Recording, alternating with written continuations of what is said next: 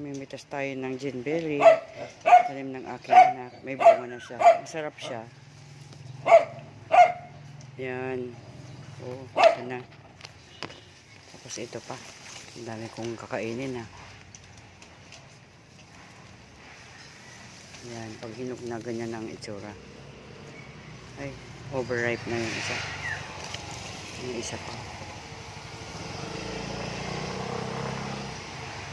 Maliliit lang siya pero masarap siya. Matamis. Yan, wala na akong makita. Hindi lang ang bunga.